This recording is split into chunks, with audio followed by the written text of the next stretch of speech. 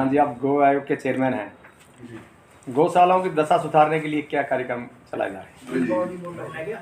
Bharatiya Janata party की सरकार हरियाणा में आते ही गौ सेवा के लिए पहला कानून पास किया, गौ संरक्षण व संवर्धन कानून, जिसके अंतर्गत 10 साल तक की कैद और 1 लाख रुपए तक का जुर्माना है। ये पूरे हरियाणा के अंदर रही नहीं, पूरे देश के अंदर सबसे सख्त कानून है और जिसका परिणाम ये हुआ कि गौ तस्करी पे बहुत बड़ी रोक लगी और गौशालाओं की तरफ भी बहुत माननीय मुख्यमंत्री जी ने ध्यान दिया। हरियाणा गौ सेवा आयोग को सक्रिय किया। पहले तो किसी भी सरकार में देश की आज़ादी के बाद से और बीजेपी की सरकार आने से पहले तक किसी ने भी इस तरफ ध्यान ही नहीं दिया कि गौ माता का क्या हो रहा है। कसाईयों को कटती थी, ले जाते थे, कहीं चर्चा नहीं थी, कहीं बात नहीं थी। नई गौशालाओं के निर्माण पे भी लगे हुए। तो सर, आपकी सरकार ने माँ का दर्जा दिया है गौ माता को, तो गौशाला के अंदर टेंडर उठते हैं सर? गौ माता जब मर जाती है तो उनके टेंडर उठते हैं, तो इसके लेकर क्या योजना बनाई है आपकी सरकार ने? हमारे यहाँ हडवारों की व्यवस्था थी पुराने समय से।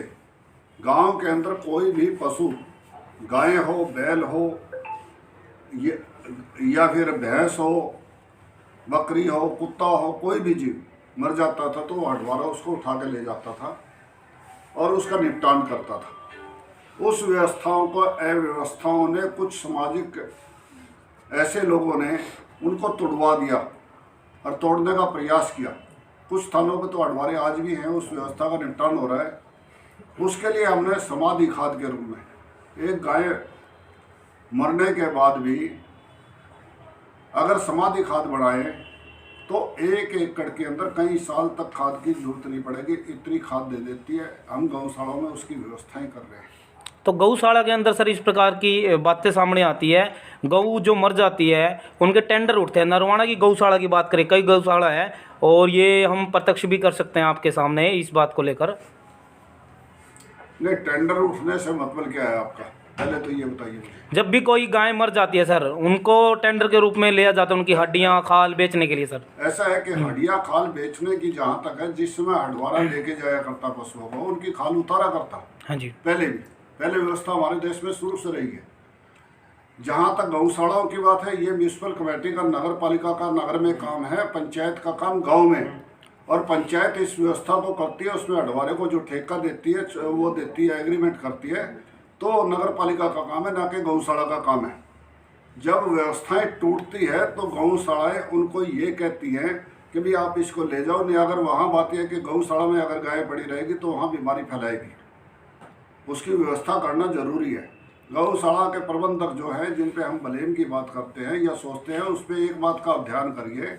पूरे समाज में दिन रात चंदा मांगते हैं, अपने घर से लगाते हैं और मेहनत करने के बाद भी मतलब यह समाज के कुछ लोगों की गाड़ियाँ भी खाते हैं और फिर भी समाज के काम में लगे रहते हैं। उनको धन्यवाद करना चाहिए, उनकी बड़ाई करनी चाहिए।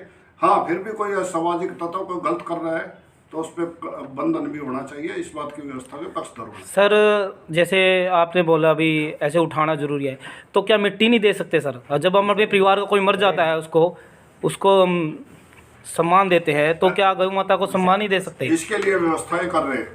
अच्छा। इसमें स्थानीय निकाय विभाग से भी हम लगे हुए हैं और पंचायतों से भी।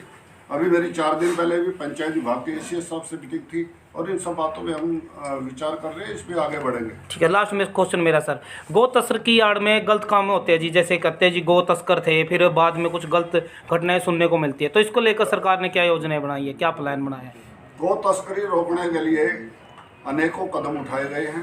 कानून बनाना नहीं, कानून को लागू कराना भी हमारा काम है और कानून को लागू करवा रहे हैं। उसके लिए काउ टास्क फोर्स का हरियाणा में माननीय मुख्यमंत्री जी ने गठन कर दिया है और आपके यहाँ से भी, नरवाना से भी रिछपाल जी उसके सदस्य के रूप में है। ये जिला स्तर पे उसके डिप्टी कमिश्नर, हर डिस्ट्रिक्ट का उसका चेयरमैन होगा, 11 सदस्यीय कमेटी होगी, इसी प्रकार से स्टेट की बॉडी होगी और उसके अंदर भी जो संबंधित विभाग हैं उनके अधिकारी रहते हैं और वो सब इस पे काम करते हैं।